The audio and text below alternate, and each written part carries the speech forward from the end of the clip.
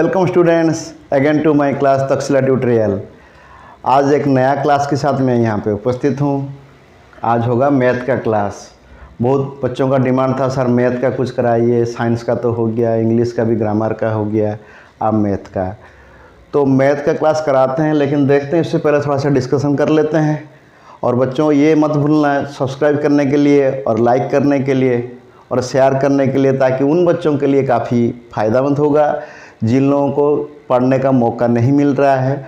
अगर मेरे लेक्चर आप लोगों को अच्छे से समझ में आ रहा होगा तो उनको भी फ़ायदा हो जाएगा, ताकि जो दूर दराज में हैं या तो उनको ठीक से मौका नहीं मिल रहा है या ठीक से उनके हिसाब से पढ़ाई नहीं मिल रहा, तो इससे उनको मदद मिलेगा।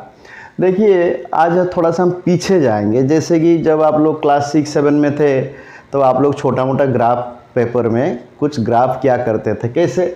फॉर एग्ज़ाम्पल आपको अगर ऐसे बोल दिया जाता था कि x + y = 5 है, तो आप क्या करते थे कि यहाँ पर x और y दोनों वेरिएबल होते थे, तो आप क्या करते थे, नीचे से एक छोटा सा टेबल बनाते थे।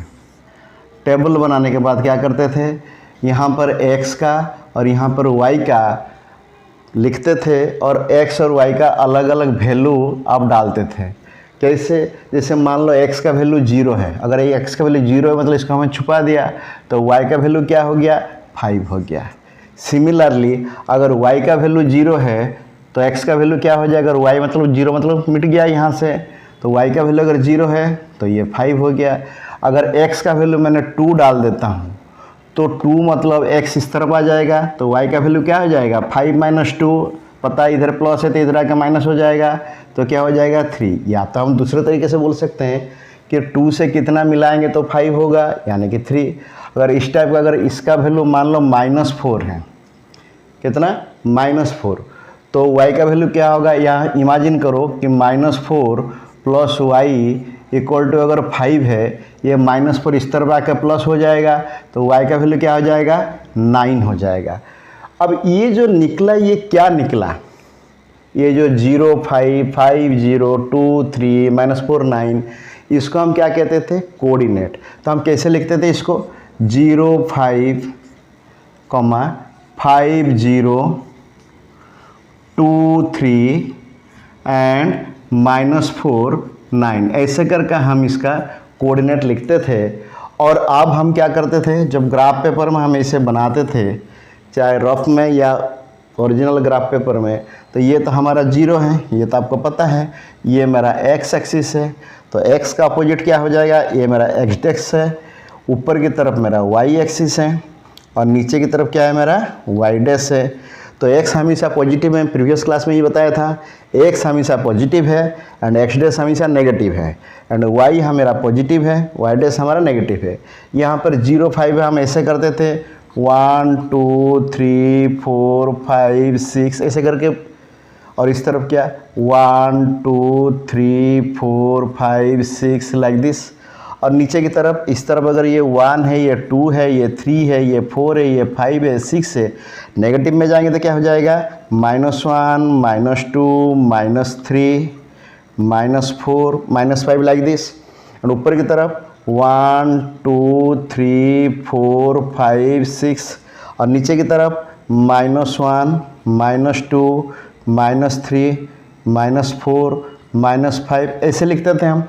अब देखिए 0 5, जब x, ये मेरा 0 क्या है, ये x है, और 5 क्या है, मेरा y है। जब x 0 है, y कितना है, 5 है, यानी कि ये वाला पॉइंट हो जाएगा।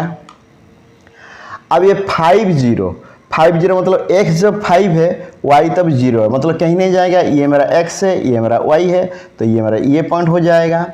और ये 2 3, अगर x 2 है, ये मेरा x है 2 और y क्या है, 3 है। अगर x 2 है, y कितना है, 3 है, यानी कि इस पॉइंट में आएगा। अब देखो अगर इस 3 पॉइंट को मैं जोड़ देता हूँ, ये क्या बन रहा है, एक लाइन बन जा रहा है। अब यहाँ तक समझ में आ रहा है, ये क्या बन गया, अभी एक लाइन बन गया। तो बोल के लाइन बन गया तो क्या हो गया, अब बताइए। देखिए जैसे हम इंडिया है, हम इंडिया के लोग हैं, हम क्या बोलते हैं, इंडियन, यानी कि इंडिया से रिलेटेड है। अगर हम बोलते हैं ऑस्ट्रेलिया के लोग हैं तो हम क्या बोलते हैं, ऑस्ट्रेलियन। उसी टाइप का अगर हम अमेरिका का लोग हैं, हम क्या बोलते हैं, अमेरिकन। जो चाइना का है वो क्या बोलेगा, चाइनीज़। उसी टाइप का जो बांग्लादेश का है को क्या बोलेगा, बांग्लादेशी, यानी कि बांग्लादेश से रिलेटेड तो बांग्लादेशी। तो ये जो इक्वेशन है मेरा, ये जो इक्वेशन है ये किससे रिलेटेड है, एक लाइन से रिलेटेड है। तो लाइन से क्या हो जाएगा, लीनियर, यानी कि लाइन से रिलेटेड, लाइन से संबंधित, यानी कि इस टाइप का जो इक्वेशन आता है वो लाइन से संबंधित होता है। यहाँ तक तो समझ में आ गया होगा कि क्यों इस टाइप के इक्वेशन को लीनियर इक्वेशन कहते हैं। अब इस इक्वेशन को हम दूसरा तरह से भी लिख सकते हैं। आप पूछोगे कैसे, देखो मैं अभी करके दिखाता हूँ। अगर इस इक्वेशन को, ये जो इक्वेशन है, मैं इसको ऐसे लिख सकता हूँ कि नहीं, कि x + y - 5 = 0 लिख सकता हूँ कि नहीं। आप ज़रूर बोलोगे मेरे साथ, ज़रूर एग्री करोगे कि हाँ इस इक्वेशन को ऐसे भी लिखा जा सकता है, इसमें कोई प्रॉब्लम नहीं है। लेकिन हमेशा x + y - 5 = 0 ना लिख करके मैं ऐसे भी लिख सकता हूँ कि 2x + 3y + 7 = 0, मैं ऐसे भी लिख सकता हूँ कि नहीं। आप बोलोगे हाँ इसमें कोई प्रॉब्लम नहीं है, सेम टू सेम टेबल बना के अगर बनाऊंगा तो उस जगह में भी मुझे एक लाइन नज़र आएगा, तो वो भी एक लीनियर इक्वेशन होगा। अब देखिए ये जो x का कोफिशिएंट क्या है, 2 है, y का कोफिशिएंट क्या है, 3 है, और ये जो 7 है ये मेरा कांस्टेंट है। आप बोलोगे यहाँ तो कोई कोफिशिएंट है नहीं, नो माय डियर, इधर भी कोफिशिएंट है, इधर कोफिशिएंट छुपा हुआ है, वो है 1 जो कि मुझे दिखाई नहीं दे रहा है। इधर भी कोफिशिएंट छुपा हुआ है जो कि 1 हम लिखते नहीं है, लेकिन वो कोफिशिएंट हमेशा रहता है। यानी कि इस टोटल इक्वेशन को मैं अगर एक स्टैंडर्ड फॉर्म में लिखूं, वो मैं ऐसे लिख सकता हूं, ax + by + c = 0। सो यहाँ पर a जो होता है x का कोफिशिएंट होता है, b जो होता है y का कोफिशिएंट होता है, एंड c जो होता है जो कांस्टेंट फॉर्म होता है उसका कोफिशिएंट होता है। So my dear, so what is the format of linear equation, वो लीनियर इक्वेशन का फॉर्मेट क्या है, ये है ax + by + c = 0। ठीक है बच्चों, अगर आप लोगों को यहाँ तक समझ में आ रहा है, मेरा अगर पढ़ाना आप लोगों को कुछ फ़ायदा दे रहा है तो एक लाइक तो कर दीजिए भाई। एक लाइक करने से आप लोगों को कुछ नहीं जाता है, लेकिन मेरा जो है ना मनोबल काफ़ी ऊंचा उड़ने लगता है कि कोई तो रिकॉग्नाइज कर रहा है, कोई किसी को तो कुछ फ़ायदा पहुंच रहा है। तो यहाँ तक आप लोगों को समझ में आ गया होगा। अभी बात आता है, अगर हम एक ग्राफ में एक से ज़्यादा लाइन लेंगे, यानी कि 2 लाइन ले लेते हैं, मान लो 2 लाइन अगर लेंगे, जैसे एक ग्राफ पेपर ऐसा है, ग्राफ पेपर में मैं कोई भी 2 लाइन ले सकता हूँ, इस टाइप का 2 लाइन ले सकता हूँ, या तो इस ग्राफ पेपर में इस टाइप का 2 लाइन ले सकता हूँ, कैसे भी। और जब 2 लाइन हो जाएगा तो इक्वेशन तो एक नहीं बनेगा ना।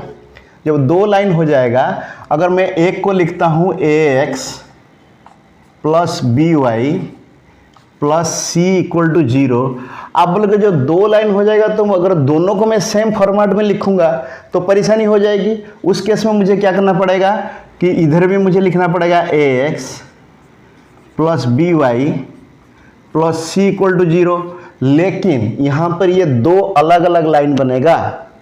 अगर मान लो ये L1 बनेगा, ये L2 बनेगा कि नहीं, अगर ये L1 बनेगा तो ये L2 बनेगा कि नहीं, 2 अलग अलग लाइन बनेगा ना, कुछ तो नाम देना पड़ेगा।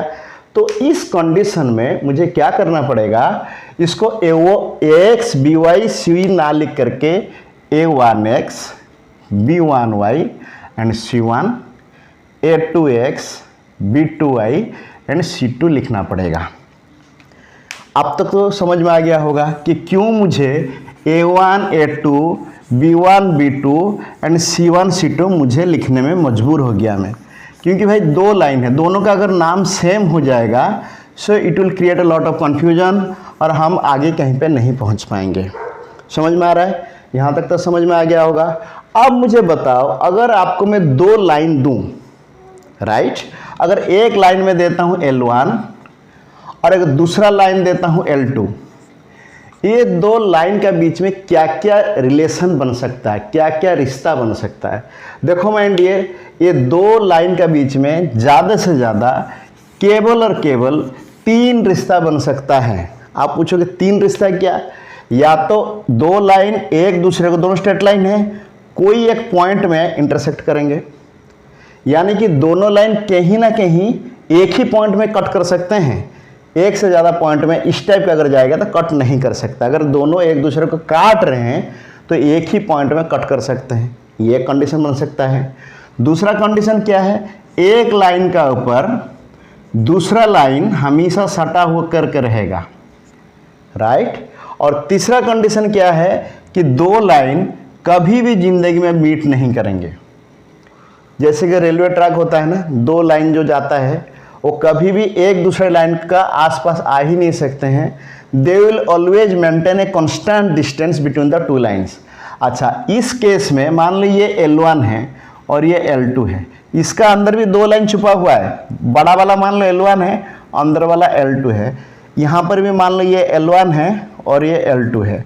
अब इसमें घटना क्या होता है, यहाँ पर देखिए एक ही पॉइंट में दोनों लाइन जब एक दूसरे को काट रहे हैं, यानी कि ये जो मेरा पॉइंट बनेगा, ये पॉइंट दोनों का कॉमन पॉइंट बनेगा कि नहीं।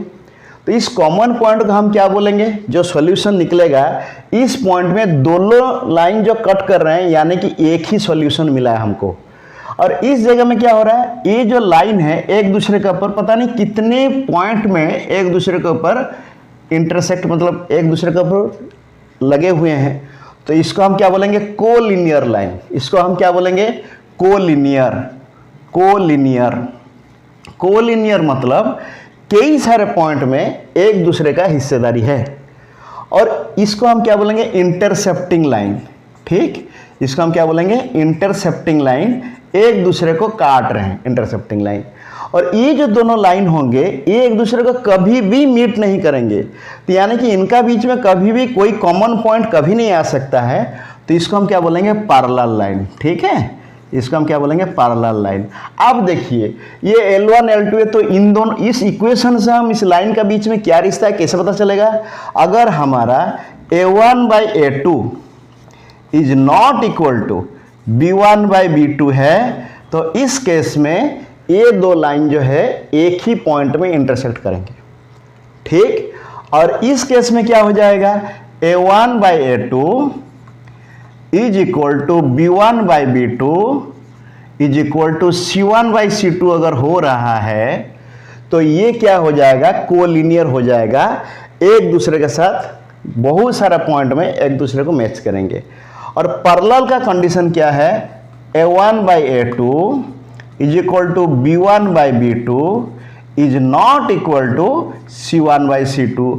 अगर इस कंडीशन में आता है तो ये दोनों लाइन एक दूसरे के पैरेलल होंगे।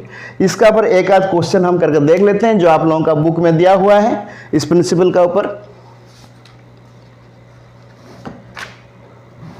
फॉर एग्जाम्पल मैं क्वेश्चन लेता हूं आपका बुक से।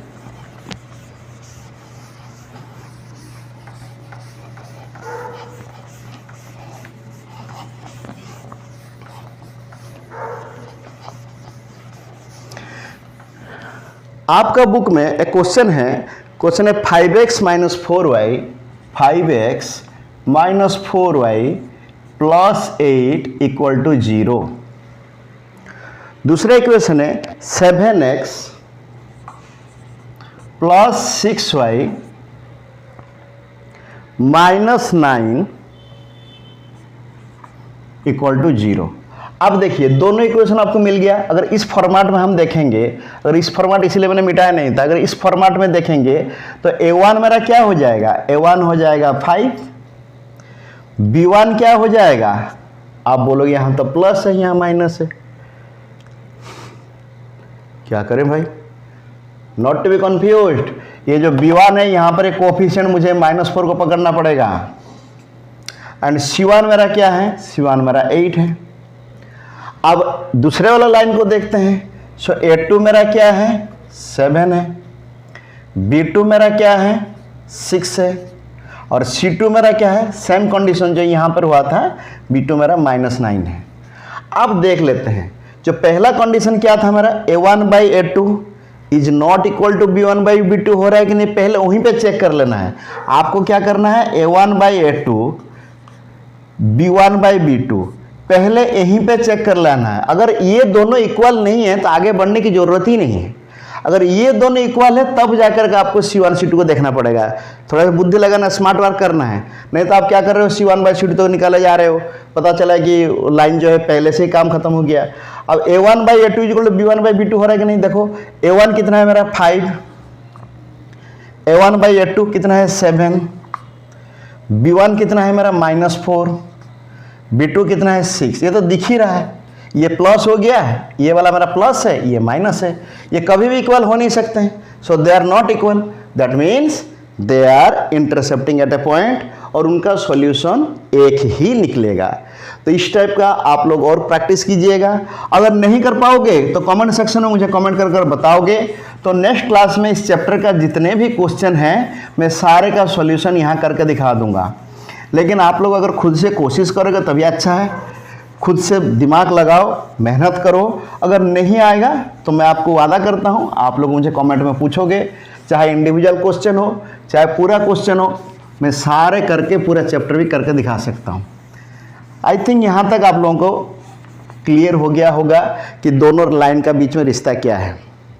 ठीक है, अब बात आता है कि दोनों लाइन, अगर दो इक्वेशन अलग अलग दिया हुआ है, अगर दो इक्वेशन अलग अलग दिया हुआ है, for example A1x plus B1y plus C1 = 0, दूसरा इक्वेशन दिया है A2x plus B2y plus C2 = 0, और आपको ऊपर केवल लिख दिया है सॉल्व।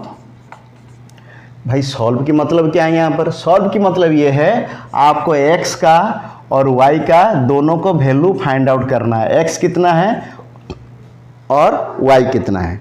अब देखिए वैल्यू फाइंड आउट करने का एक एक तरीका मैं डिस्कस करने जा रहा हूँ, कैसे करता हूँ। पहले वाला जो मेथड है उस मेथड को कहते हैं सब्स्टिट्यूशन मेथड। समझ में आया? पहले वाला मेथड का नाम क्या है? Substitution method. सब्स्टिट्यूशन मेथड में क्या होता है? सब्स्टिट्यूशन मेथड में ये होता है जब दो इक्वेशन दिया गया होगा तो एक इक्वेशन का जो x का वैल्यू है दूसरे इक्वेशन में ला करके पुट कर देना है। समझ में आ रहा है? कैसे करता हूँ मैं आपको करके दिखाता हूँ। सपोज आपको एक इक्वेशन दिया गया है x + y = कितना बोला है? 14। दूसरे इक्वेशन बोला है कि x - y = कितना बोला है? 4। आप बोला है मैं छोटा सा लिया हूं, बाद में मैं कॉम्प्लेक्स लेकर के भी आप लोगों को समझाने की कोशिश करूंगा। अब इस जगह में देखिए, this is my equation 1 and this is my equation 2। इस इक्वेशन में क्या कर सकता हूं? इंप्लाइज दैट x का वैल्यू मेरा क्या हो जाएगा? 14 - y हो जाएगा कि नहीं? बताओ मुझे, यस और नो। x का वैल्यू मेरा 14 - y हो गया ना? पहला इक्वेशन से मुझे x का वैल्यू मिल गया। अब सॉरी इस x को ला करके मैं यहां पर पुट कर सकता हूं इक्वेशन नंबर 2 में। फॉर एग्जांपल x का वैल्यू मेरा कितना है? 14 - y। तो x की जगह मैं क्या कर लूंगा अभी? 14 - y = 4 इक्वेशन 2 में पुट कर दिया। अब देखो 14 - 2y = 4, बाकी तो आपको पता है जैसे क्लास 6-7 में करते थे। अब -2y विल बी 4 - 14 = -10। अब y कितना हो जाएगा? -10 / -2 = 5। अब y का वैल्यू मिल गया। अब y का वैल्यू जब मिल गया तो x का वैल्यू तो आराम से मिल जाएगा, क्योंकि इस 5 को लेकर के मैं यहाँ पुट कर दूँ। अगर यहाँ पुट कर दूँ ये क्या बन जाएगा? 5 + y = 14। इंप्लाइज दैट y क्या हो जाएगा? 14 - 5 = 9। कोई बच्चे फिर ये बोल रहे होंगे, तफरी ले रहे होंगे, वाह सर आपने तो बड़ा इजी वाला करके दिखा दिया, ये तो बहुत इजी था, ये दूसरा तरीके भी हो सकता है। x + y x - y को जोड़ करके, वो हम बाद में बताएंगे एलिमिनेशन मेथड में। बोलोगे तो इजी वाला करके दिखा दिया, ये तो अच्छी बात नहीं है, कोई डिफिकल्ट वाले करके दिखाओ। तो कोई बात नहीं, हम थोड़ा कोशिश करते हैं, आपका बुक से एक दूसरा क्वेश्चन उठाते हैं, शायद बच्चों को लगेगा कि वो डिफिकल्ट है, तो हम कैसे करते हैं उसको दिखाते हैं आप लोगों करके। आप देखिए दूसरा क्वेश्चन एक है 3x/2 3x/2 minus 5y/3 equal to कितना बोला है, -2। इसको हम ऐसे कर सकते हैं, इम्प्लाई दैट, सॉल्व कर दो, नीचे आ जाएगा 6, 3 3 जा 9x minus 10y is equal to -2। Imply that क्या हो जाएगा, 9x minus 10y is equal to -12। Imply that 9x कितना हो जाएगा, इज इक्वल टू, ये इस तरफ आ जाएगा 10y minus 12। Imply that x कितना आ जाएगा, 10y minus 12 whole divided by 9। ये आपका इक्वेशन 1 से x का वैल्यू निकल गया।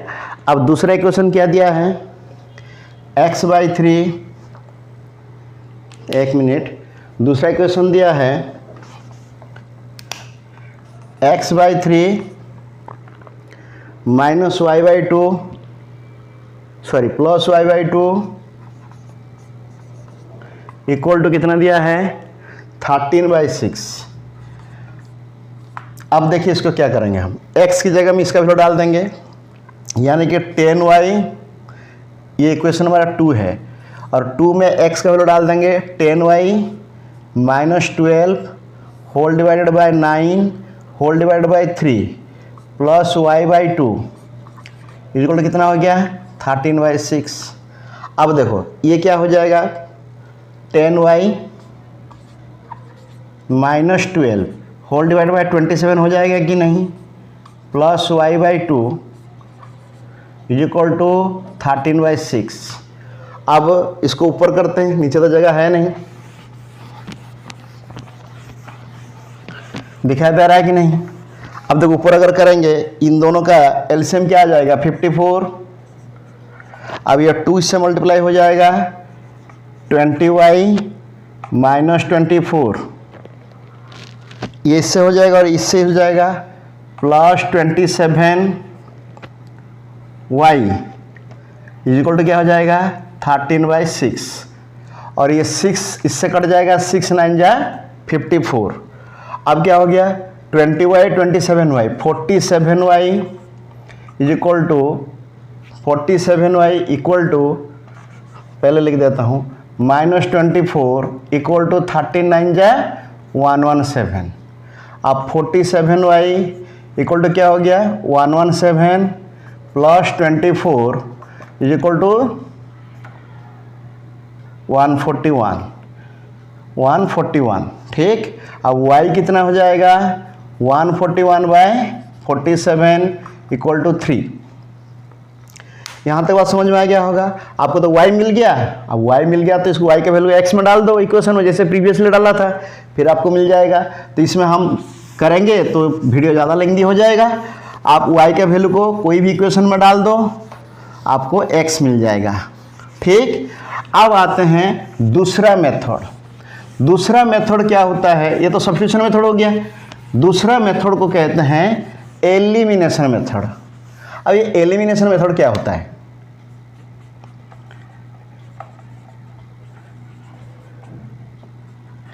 एलिमिनेशन मेथड मतलब एलिमिनेट कर देना है, यानी कि किसी को काट को उड़ा देना है, ठीक। किसी को कैसे काट को उड़ाते हैं, अब देखो 2 इक्वेशन अगर मैं लेता हूँ, उनमें से एक इक्वेशन को दूसरा इक्वेशन हम मिटा देंगे।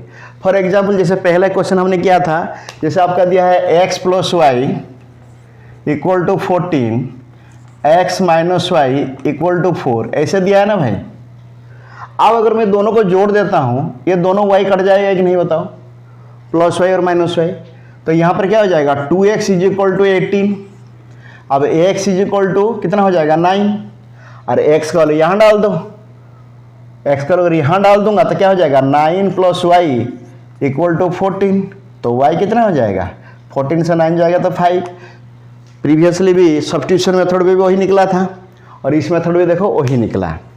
समझ में आ रहा है। तो आपको यहाँ पर बुद्धि लगाना है। यहाँ पर मैंने इसीलिए जोड़ा क्योंकि मैंने तुरंत देख लिया कि ये +y एंड -y कट रहा है, इसीलिए मैंने प्लस कर लिया।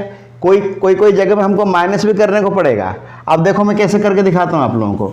एक दूसरा इक्वेशन लेकर के एलिमिनेशन मेथड कैसे करते हैं वो भी करके दिखाता हूँ। आप लोगों को प्रैक्टिस हो जाएगा।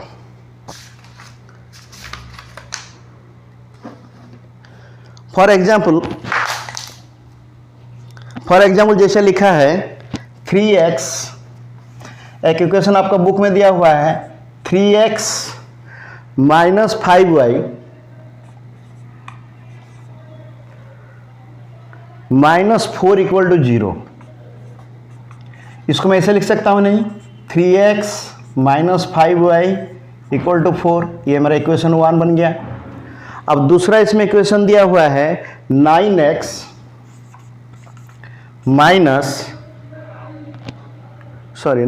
Equal to 2y plus 7, 9x equal to 2y plus 7। इसको मैं ऐसे लिख सकता हूं कि नहीं, 9x minus 2y equal to 7, ये मेरा इक्वेशन 2 है। अब देखो मैं इसे क्या करूं कि या तो मैं x को उड़ा दूं या तो मैं y को उड़ा दूं। एक को मुझे यहां से खत्म करना है। अब देखो 5 और 2 को किसी को भी मैं उड़ा सकता हूं। कैसे? अगर मैं 3 को 9 बना दूं और ऊपर से नीचे को माइनस कर दूं तो 9x कट जाएगा।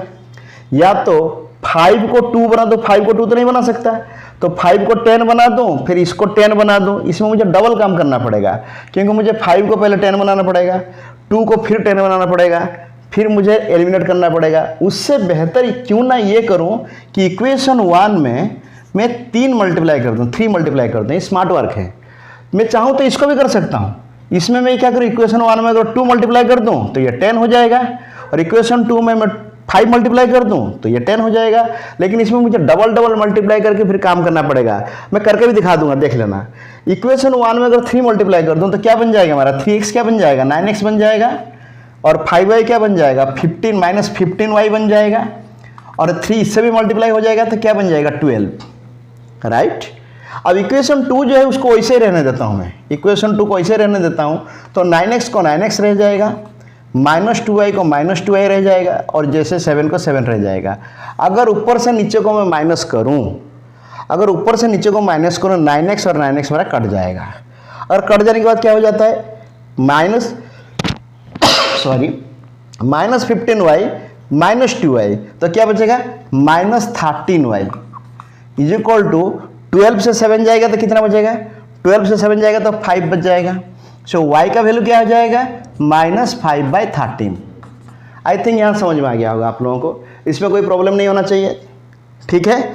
अब देखो इसी चीज को अगर मैं दूसरे तरीके से करता हूं तो y कैसे, यहाँ पर मैंने क्या किया, x को एलिमिनेट कर दिया तो y का वैल्यू मैंने यहाँ डाल दिया। y का वैल्यू जो मिलेगा मैं इस इक्वेशन में कहीं पे डाल दूंगा तो मुझे x मिल जाएगा। चलो मैं करके ही दिखा देता हूँ। इसमें y का वैल्यू को मैं यहाँ डाल देता हूँ, कहाँ डाल दूंगा, 5/13 है तो यहाँ डाल देता हूँ 3x माइनस 5 इंटू ये क्या है, माइनस 5/13, किसका वैल्यू है, y का वैल्यू, इज इक्वल टू कितना है मेरा, 4 है। अब इसको सॉल्व करो, implies that 3x plus 25/13 equal to 4 है, implies that 3x is equal to क्या हो जाएगा, 4 माइनस 25/13, तो क्या हो जाएगा, इसको सॉल्व करेंगे तो नीचे 13 आ जाएगा, ऊपर क्या आ जाएगा, 52 माइनस 25 27/13, क्या हो गया, 3x, इम्प्लाइज दैट x कितना हो जाएगा, x हो जाएगा 27/13/3, 3 9 जा 27, आंसर कितना जाएगा, 9/13। आई थिंक समझ में आ गया होगा। अगर मैं y को अगर मैं लेता तो मुझे ज़्यादा मुशक्क़त करना पड़ता। कैसे करना पड़ता मैं थोड़ा सा दिखा दूंगा, करूँगा नहीं तो आप लोगों को फिर बहुत ज़्यादा टाइम वेस्ट हो जाएगा, बोर हो जाएगा क्लास। अगर आप लोगों को क्लास अच्छा लग रहा है प्लीज़ सब्सक्राइब कर दीजिएगा, लाइक तक बनता है भाई, इतना तो मेहनत करता हूँ आप लोगों के लिए। तो देखिए जैसे 3x minus 5y equal to 4 दिया हुआ है, ये मेरा इक्वेशन 1 है, और इक्वेशन 2 है 9x minus 2y equal to 7 है। ये मेरा इक्वेशन 2 है। अब मैं क्या करूँगा, मान लो मैं x को एलिमिनेट करना नहीं चाहता, y को एलिमिनेट करना चाहता हूँ। उस जगह में मैं क्या करूँगा, इसको मुझे 10 बनाना है, दोनों का एलसीएम लेकर के इसको सेम बनाना है। तो मुझे क्या करना है, इक्वेशन 1 इंटू 2 कर देना है। तो क्या हो जाएगा, 6x माइनस 10 इक्वल टू 8। और इक्वेशन 2 में ये 2 है, मुझे 10 बनाना है, तो 5 मल्टीप्लाई कर देना है। तो 45x minus 10 is equal to 35।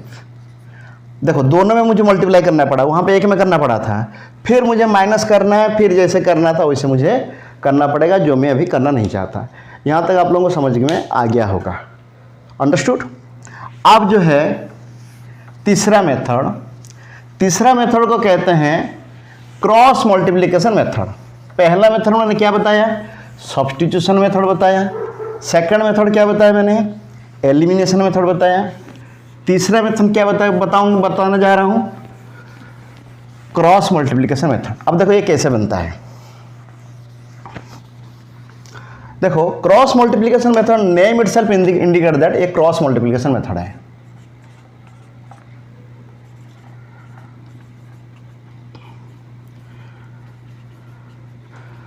Cross multiplication method में होता क्या है, एक्चुअली देखिए जैसे इक्वेशन मेरा ये लिखा जाता है a1x plus b1y plus c1 equal to 0, a2x plus b2y plus c2 equal to 0। तो क्रॉस मल्टीप्लिकेशन मेथड में ये होता है, देखिए कि x by b1 c2 minus b2 c1 is equal to 1 by a1 b2 minus a2 b1। तो फिर कोई पूछेगा सर x का वैल्यू क्या निकलेगा, इंप्लाइज दैट x का वैल्यू क्या हो जाएगा, b1 c2 minus b2 c1 whole divided by a1 b2 minus a2 b1। ठीक, a2 b1।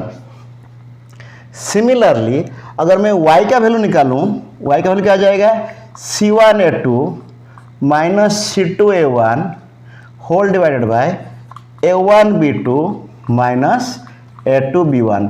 ध्यान रहे चाहे x का वैल्यू निकालो या y का वैल्यू निकालो, नीचे का वैल्यू बराबर है a1 b2 minus a2 b1, और ऊपर का वैल्यू x के केस में b1 c2 minus b2 c1, y के केस में c1 a2 minus c2 a1। इसका भी एक इक्वेशन हम करके दिखाते हैं। ये फॉर्मूला पहले हम ऊपर लिख देते हैं ताकि इसको आपको इजी रहे प्रॉब्लम सॉर्ट आउट करने के लिए, और आपका बुक से कोई एक क्वेश्चन करके हम दिखाएंगे। तो x इक्वल टू क्या हो गया मेरा, b1 c2 minus b2 c1 whole divided by a1 b2 minus a2 b1, and y का वैल्यू क्या हो गया मेरा, c1 a2 minus a2 c1 whole divide by a1 b2 minus a2 b1। अब ये फॉर्मूला को वैसे रखने की आवश्यकता ही नहीं है, जब आप बार बार करोगे ना ये जुबानी आ जाएगा। अब मैं क्वेश्चन लेता हूँ आप लोगों के बुक से और क्रॉस मल्टीप्लिकेशन मेथड में उसको सॉल्व करने का कोशिश करता हूँ। ठीक, कैसे करता हूँ देखिए, जैसे आपको बुक में एक इक्वेशन दिया है,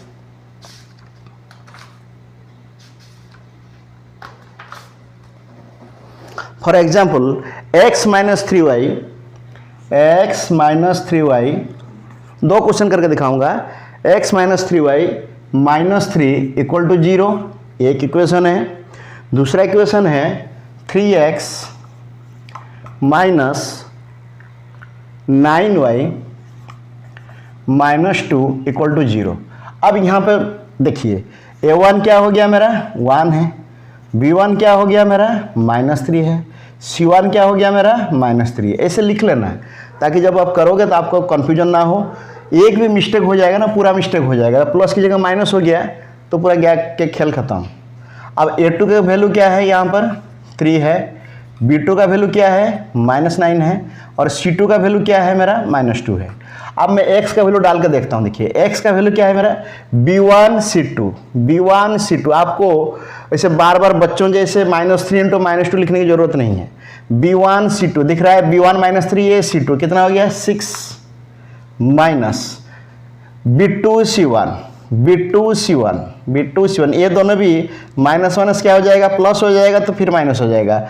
9 3 जा 27 होल डिवाइडेड बाय a1b2 कितना हो जाएगा -9, a2b1 माइनस माइनस प्लस हो जाएगा, क्या हो जाएगा +9, ठीक है, माइनस माइनस प्लस हो जाएगा a2b1। अब यहाँ पे ध्यान रखा जाए, यहाँ पे नीचे का वैल्यू 0 हो गया है, ऊपर का वैल्यू क्या है -21/0। ये पॉसिबल है क्या, यानी कि x का वैल्यू नहीं निकलेगा। एक बार चेक कर लेते हैं।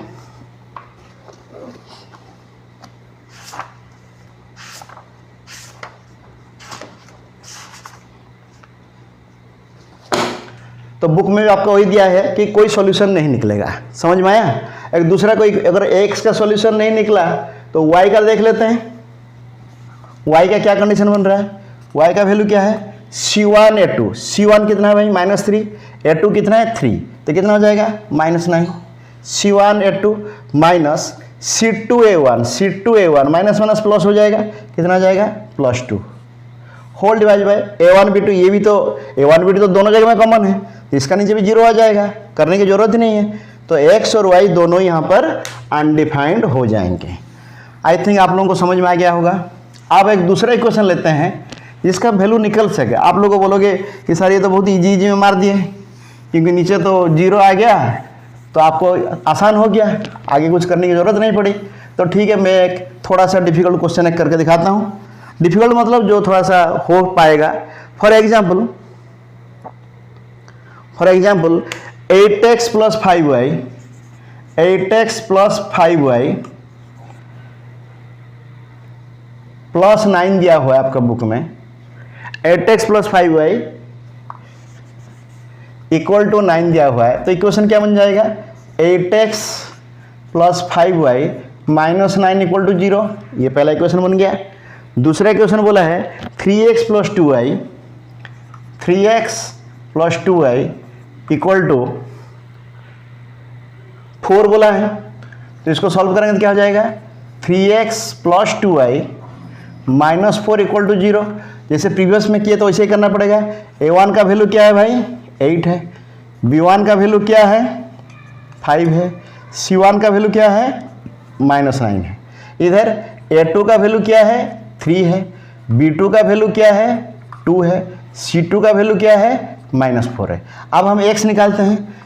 x का वैल्यू क्या है b1 c2 ऊपर लिख कर रखा हूँ, b1 कितना 5 है, c2 कितना -4 है, तो -20 minus b2 c1 minus minus क्या हो जाएगा प्लस हो जाएगा। b2 c1 क्या है 2 - 9 -18, तो -20 + 18। नीचे का वैल्यू क्या है a1 b2 एक बार बस निकालना है, आपका दोनों में काम आ जाएगा। a1 b2 कितना हो जाएगा 8 2 जा 16 माइनस a2 b1 3 5 जा 15, यानी कि नीचे 1 हो गया। अब तो टेंशन ही नहीं है। अब देखो ये हो गया हमारे x का वैल्यू, तो y का वैल्यू क्या आ जाएगा c1 का वैल्यू क्या है -9 और 3, तो कितना आ जाएगा -27 माइनस a2 कितना है 3 है, c1 कितना है c1 a2 and a2 c1। ऐसे कैसे कर दिया मैंने c1 a2 and c2 a1, गलती कर दिया मैंने c1 a2 and c2 a1, यहाँ मैंने गलती कर दिया था भाई c1 a2 and c2 a1।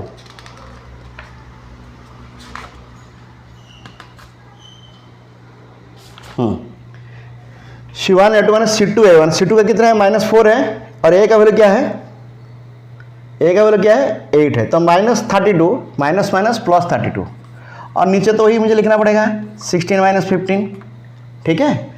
अब देखो ये तो नीचे 1 हो गया, यानी कि -20 + 18 कितना हो जाएगा -2, एंड y का वैल्यू क्या हो जाएगा, ये x का वैल्यू है मेरा, और y का वैल्यू क्या हो जाएगा -27 + 32 तो +5। आई थिंक आप लोगों को समझ में आ गया होगा।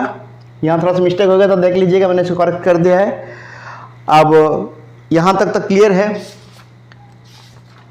आप जो है इस इक्वेशन का ऊपर कई सारे और भी इक्वेशन हैं, और एक हम डिफिकल्ट इक्वेशन करके दिखाएंगे कैसे किया जाता है। कि कई बार क्या होता है, इक्वेशन थोड़ा सा उठपटांग सा आता है और उसको बोलता है लीनियर इक्वेशन फॉर्मेट में करके उसको सॉल्व करो। तो मैं भी कोशिश करता हूँ, एक आध जो क्वेश्चन आपका बुक में दिया हुआ है उसको सॉल्व करने की कोशिश करता हूँ। उम्मीद करता हूँ ये आप लोगों को हेल्पफुल होगा।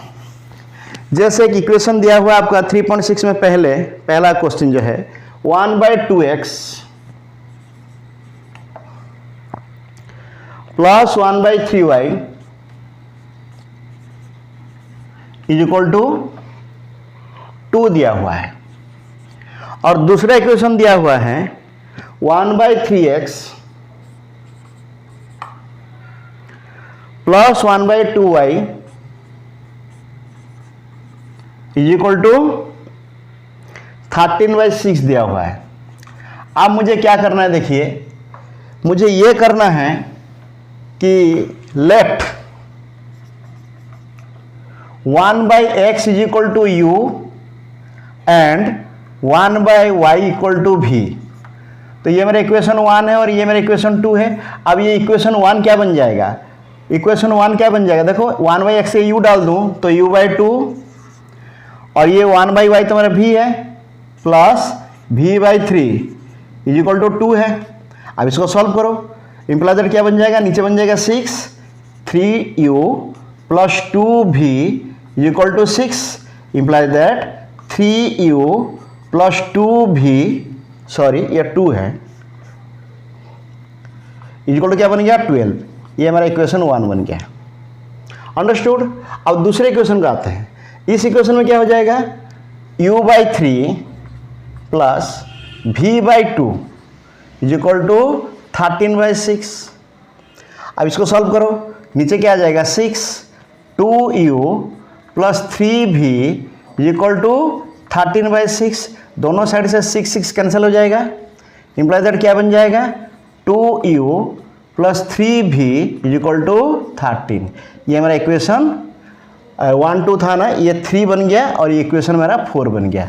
अब देखो यहाँ पर 2u है 3u है, 2 भी है 3 भी है, कुछ तो करना पड़ेगा भाई, जैसे मैंने पहले बताया था।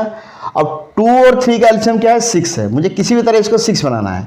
तो मुझे क्या करना है, इक्वेशन 3 मैं 2 मल्टीप्लाई कर दूँ तो क्या हो जाएगा 6u plus 4v is equal to 2 multiply किया हो 24 हो जाएगा। एंड इक्वेशन 4 में मुझे 3 मल्टीप्लाई कर देना है, इक्वल टू 6u प्लस 3 3 जा 9v is equal to 3 multiply किया हूँ 13 3 जा 39।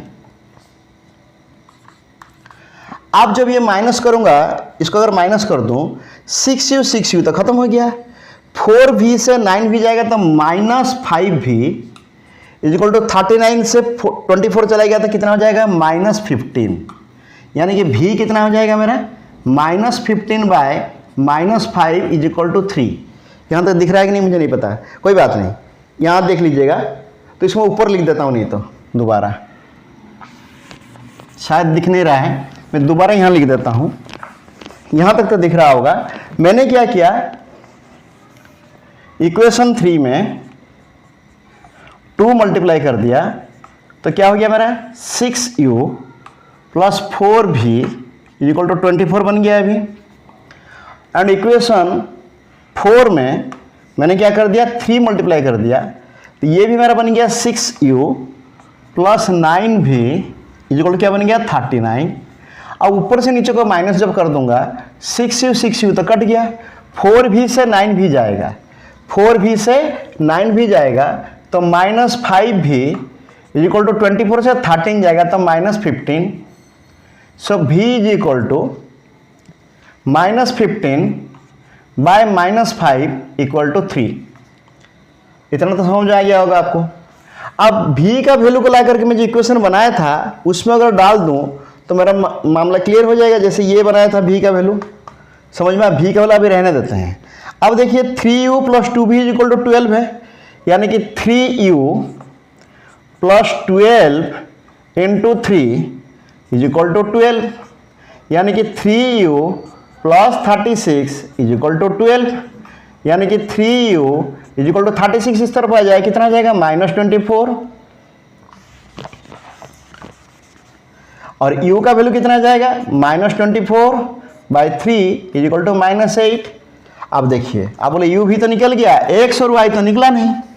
देखिए जानबूझ के मैंने इसको मिटाया नहीं था अभी। x का वैल्यू देखिए यहाँ पर u है, और v का वैल्यू क्या है 1/x का वैल्यू u है, और v का वैल्यू क्या है मेरा 3 है। सो v का वैल्यू क्या है 1/y है। सो v का value is equal to 3 is equal to 1/y है कि नहीं। इंप्लाई दैट y क्या बन जाएगा 1/3। Very simple. सिमिलरली u का वैल्यू क्या है मेरा, u का वैल्यू क्या है 1/x इज इक्वल टू क्या है मेरा -8 है। इंप्लाई दैट x का वैल्यू क्या आ जाएगा -1/8। आई थिंक आप लोगों को समझ में आ गया होगा। और अगर आप लोगों को और भी कोई प्रॉब्लम का सॉल्यूशन चाहिए, अगर समझना चाहिए, अगर समझने के लिए आपको चाहिए कि नहीं समझ में नहीं आ रहा है और कैसे इसको सॉल्व किया जाए, आप लोग कमेंट सेक्शन में मुझे बताइएगा। अगर ज़्यादा बच्चे कमेंट करेंगे तो मैं इसका सॉल्यूशन का वीडियो दोबारा बना के दिखाऊंगा। मैं प्रॉमिस करता हूँ आपका एग्ज़ाम आने तक आपका सारे चैप्टर का, जो भी चैप्टर एग्ज़ाम में आ रहे हैं सारे मैं कवर कर लूँगा, और कोशिश करूँगा आप लोगों को बेहतरीन तरीके से समझ में आ जाए। अगर मेरा वीडियो आप लोगों को पसंद आ रहा है सो प्लीज़ मेरा चैनल को सब्सक्राइब कीजिए, लाइक कीजिए, और अपना दोस्तों के साथ, रिश्तेदारों के साथ शेयर कीजिए। जो लोग पढ़ाई कर रहे हैं, पढ़ाई करना चाहते हैं, लेकिन उनको ठीक से एक प्लेटफॉर्म नहीं मिल रहा है या जगह नहीं मिल रहा है, अगर मुझे उनका लेक्चर समझ में आ रहा है, मेरा लेक्चर अगर उनको समझ में आ रहा है तो उनको काफ़ी मदद हो जाएगी। विद्या रत्नम महाधनम। Okay, thank you very much. Again wait for my next video.